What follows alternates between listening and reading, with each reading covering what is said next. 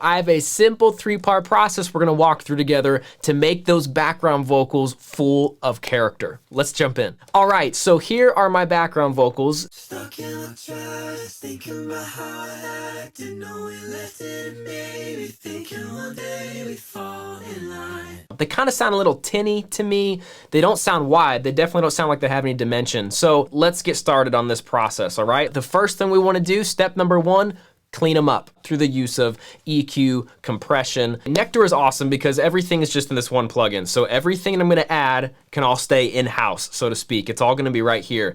There is this preset that we're gonna use to get started with, Easy Enhancer. This thing is an awesome starting point. With this already on, we're gonna go from here. Stuck in my tracks, thinking about how I act. Stuck in my tracks, thinking about how I act. Already way better to my ears. I also do wanna add though some de-essing. Thinking about how I acted, knowing left it in me, thinking one day we'd fall in line. When it comes to background vocals and like de-essing and stuff, you can really be a lot harsher with them because they're not the lead, right? Like they're filling up the background. So the way that we're gonna treat these and approach these is gonna be far different than if we were doing a lead vocal. So I'm going a little harsher on that. I'm okay hearing that compression when I'm soloing them because when it's all with the music, I'm not gonna be able to tell, right? Mixing background vocals the way we're doing right now is such an awesome way to elevate the production of your songs. But if you're making your own songs, I have a completely free gift that I wanna give to you right now because I know it's gonna help you. I put together a free guide and it's all about giving you a new workflow to kind of build up those writer's block muscles, right? We wanna get past that and learn how to make a song from start to finish as easy and streamlined as possible. It's completely free and you can check it out right now. The link is in the description below, or you can just go right to finishsongsguide.com. So let's move on to step number 2. This is the fun one, sauce them up. I'm gonna start with some saturation.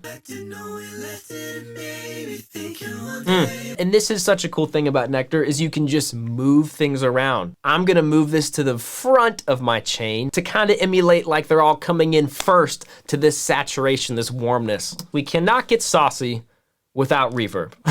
I kind of think reverb needs to be a little tasteful. So for this particular part of the song, the whole vibe of the music so far, I'm really envisioning this like swirly, ethereal kind of vocal. Step number 3, spread it out. So there's this dimension section right here.